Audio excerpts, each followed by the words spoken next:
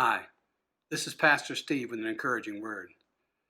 This week we're looking at, or trying to listen to, God's voice. How we recognize what God's trying to say to us in the many ways He communicates. We realize that Jesus' favorite phrase, said more than anyone, is, "He who has ears to hear, let that one hear." And we've talked about the fact it's not just really a matter of our physical ears, but our ears of our heart. An attitude willing to listen, to walk in the light, to respond to what Jesus says. In fact, our decision not to respond is often one of the barriers we have to hearing God's voice. Because He says things and we don't do anything with them, it interferes with our ability to hear more. Jesus talks about this in the Sermon on the Mount. Matthew chapter 7, and we'll read this morning from verses 24 through 27.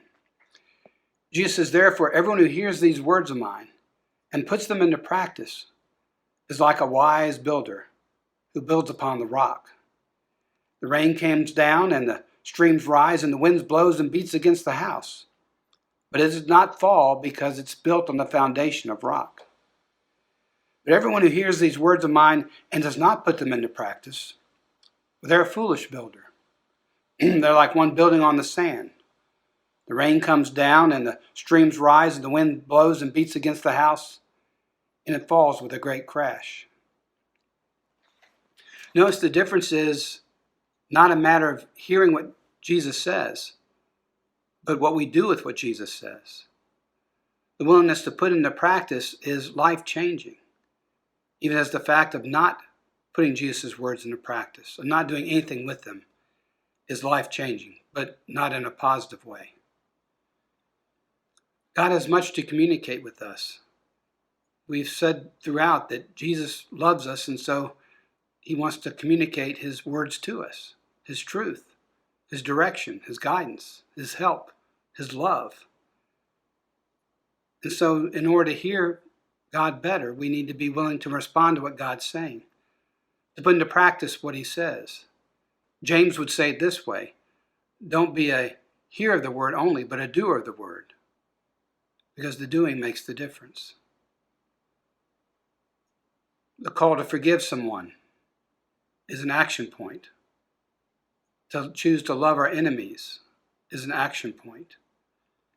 To pray, "Our Father who art in heaven," is an action point.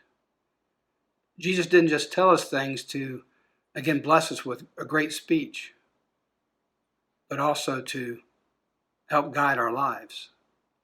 And our ability to hear from God is somewhat determined by our response.